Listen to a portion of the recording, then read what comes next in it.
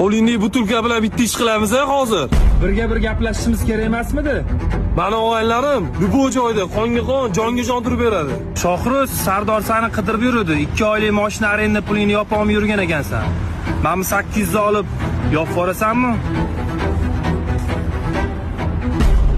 Mahmud, ADN operatsiya qilishga Hindistonga jo'natib o'tgan ekansizlar.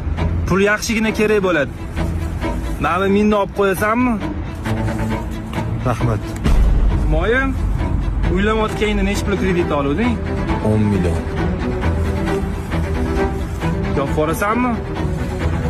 To'g'ri aytasan. Odamni zo'rlashni yoqtirmayman. Mana bu tulka sanga. O'zing bu narsa qo'rarsan.